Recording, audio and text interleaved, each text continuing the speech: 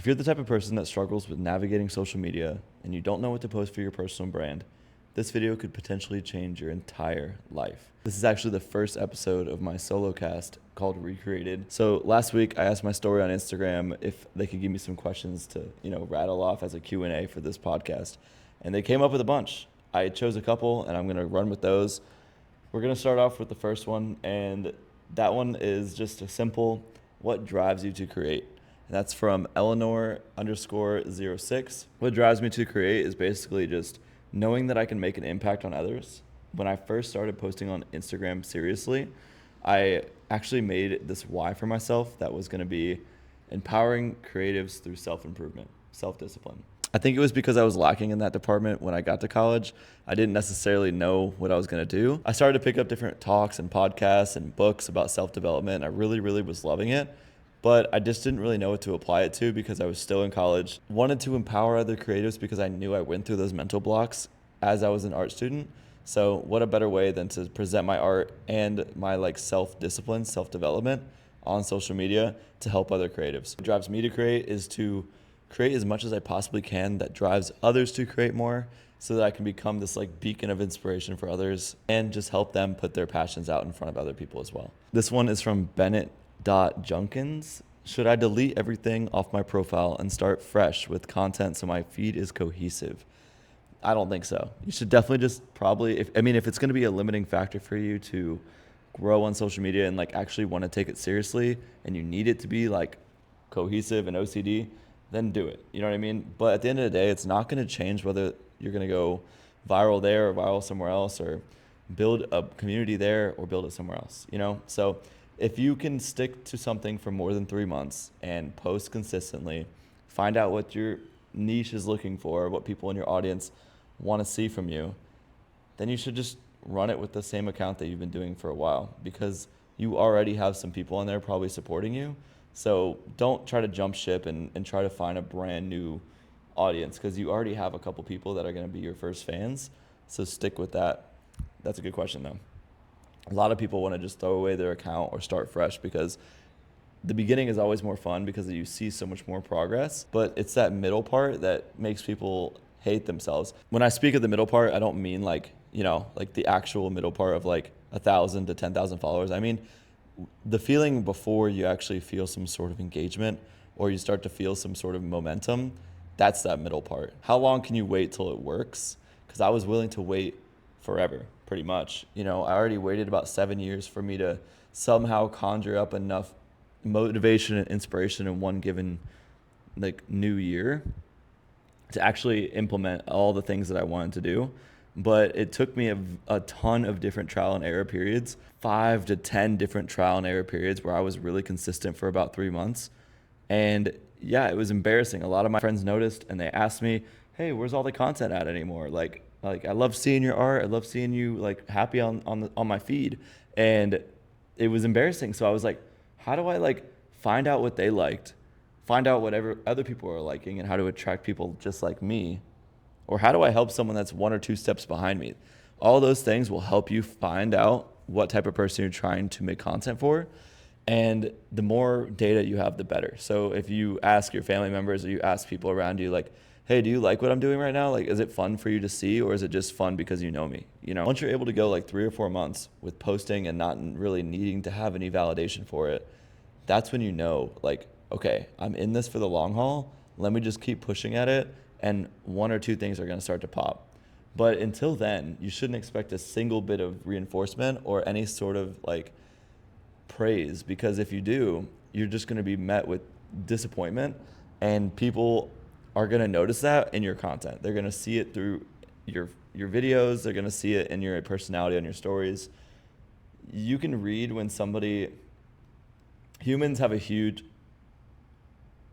humans have an incredibly strong nose for bullshit. So if you sit there and you're trying to bullshit somebody on their feed, they will sense it out. Even if they don't want to, they'll notice that this is not authentic. So if you're sitting there upset about views, upset about your following, and you think you deserve more than you have, then that's just a telltale sign that you need to just work on yourself. You can be really consistent just in the complete opposite direction. And it could be actually towards your goal, just a couple degrees off. They say in Atomic Habits, If you're trying to fly from like New York to San Francisco, if you go off like 2 or 3 degrees on the trajectory, you'll end up in like LA. That just goes to show you that if you're being really, really consistent, you might need to pivot in small little ways on the way there, because that's the iteration process. You got to see what works, what doesn't. You kind of have to play this role of like, I'm a scientist and I'm experimenting with what is actually going to work for me and what's not. Because posting every day at the very beginning or something like that just might not work for you. Be consistent in the way that you can manage. If you can only manage 2 videos a week, post those 2 videos that week. You know, it doesn't have to be much more serious than that. People love to overcomplicate this thing. Next question, let's see. From c.adams.art.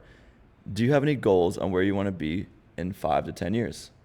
Yes, I do, but they're not as clear as you might think. For some, it might seem like I'm a really organized or calculated guy, but that's only really in the short term. As far as the long term goes, I have an ideal life that I want to live and like an ideal day, but I don't think I really have like huge 5 to 10 year goals unless they're like something basic, like I would love to own my own house. I would love to have multiple properties, or I'd like to live in 2 different places, you know, and like do like a snowbird situation going back and forth. Those are some of my goals, but that's like anybody's goals, you know. I'm trying to think if there's like something I've kind of pushed away, but I would like to be, you know, better off than I am now and have actually trusted the process and stuck to the actions I've been implementing every single day. This is actually my 21st day of waking up at 5 a.m. and it might not seem like a lot, but for me, not having like a full-time 9 to 5 kind of job, it can be really hard to wake up at 5 a.m. when you don't have to. It can be really hard to want to do something before everyone's awake when you don't have to do anything until later, or you only have to post a video a day or be on a couple calls, you know? So to push yourself that extra little bit to get a better result for yourself, to become a better person, maybe not a better person, but a better version of yourself.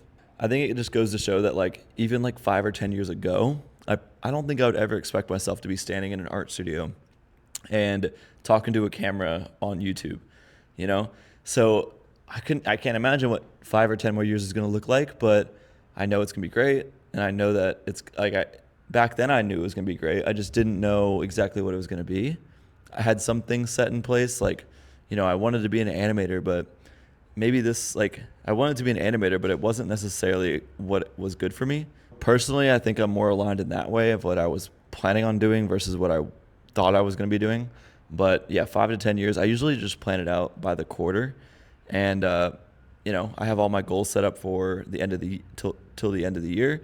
And then after that, it's kind of a blank canvas. Like January 1st, 2026 will be a fresh new layer of the year. And I'm not really going to concern myself with the metric goals that I've put in place for this quarter until I reach that one. And I kind of do an audit every quarter so that I keep myself in track. And usually I'm meeting those goals every single quarter, which is insane. It's when you track the numbers, they work themselves out somehow. And I don't really know how to, you know, unpack that, but it really does work, which is insane. All right. This is another question from notable.alchemy. 5 non-negotiables when you decided to start your own business. For me, I know that like I didn't really identify as a business owner until recently. It really took changing my identity. Like I told you, just waking up earlier and holding myself accountable, having more responsibility with chores. And it's like the smallest little things, cleaning up after myself and not leaving things for another day. Getting things done in the moment is, so basically, if you were going to unpack that, one of the non-negotiables would be getting stuff done in the moment.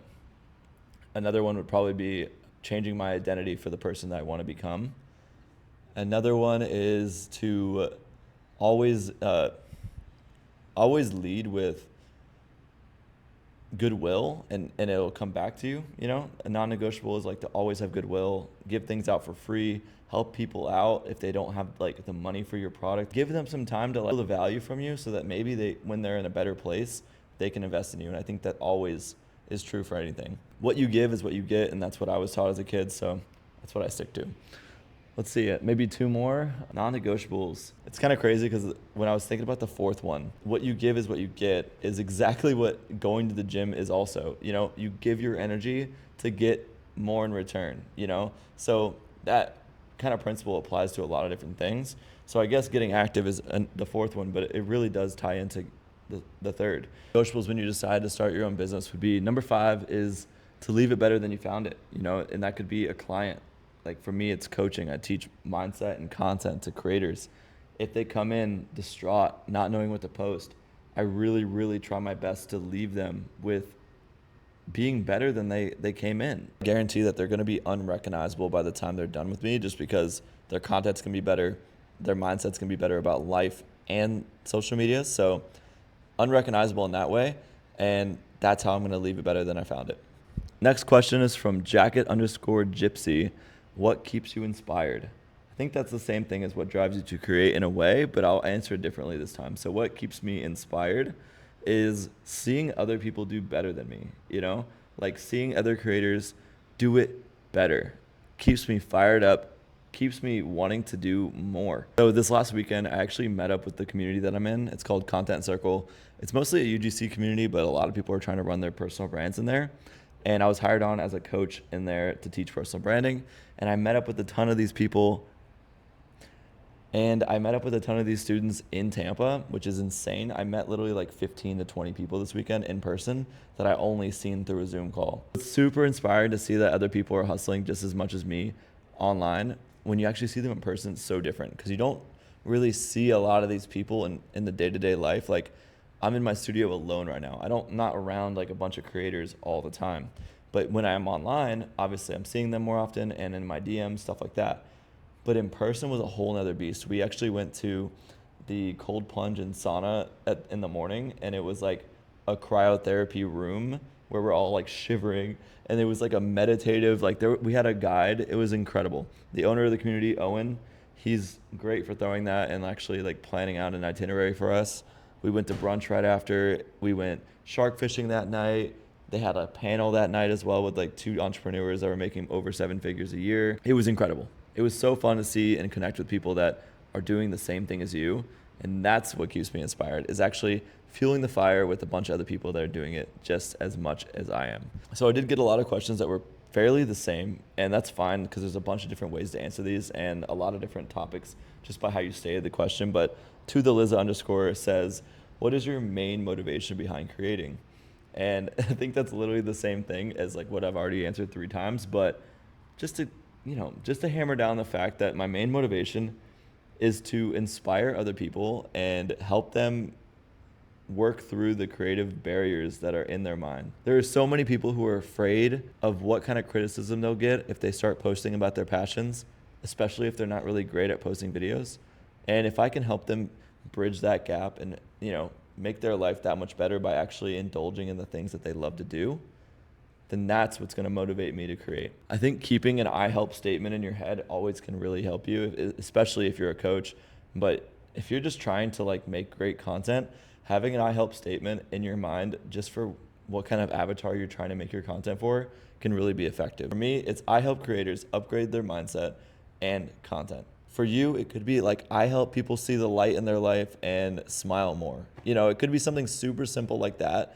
But if you are making like art, or if you're making some sort of physical product, you could help somebody in a certain way by helping them learn something. You could help them by being inspired to go to the gym or work out. You can help people with like the music that you make and like make them feel comfortable, not as depressed. You know what I mean? You can literally have that kind of effect on someone. And when you actually form it into an I help statement, it really can shed a new light on like what your content can do for others. And if you have that intention when you're making content, people will start to flock. You will start to find people that are just like you, maybe 1 or 2 steps behind you. Those are the type of people you can help. It's not that you have to monetize off of anybody, but having that I help statement can really refine what type of content you're making and who you're making it for. So yeah, that was basically the podcast. That was a little bit of motivation for today. It is Tuesday, Taco Tuesday, but yeah, ripped a few questions, got a little Q&A in, but I wanted to get a podcast episode in and actually name it Recreated, because I'm trying to recreate myself. I'm 21 days into this 5 a.m. journey, working to build every single day with the 5-4-5 method. I'll teach you about that if you want, but basically it's like just a goal setting formula, and I've been really, really dialed on that. Someone who struggles with social media and you want to work one-on-one, go ahead and shoot me a DM. It's going to be in the description of this video. We'll talk about it. Thanks for watching. See you in the next one.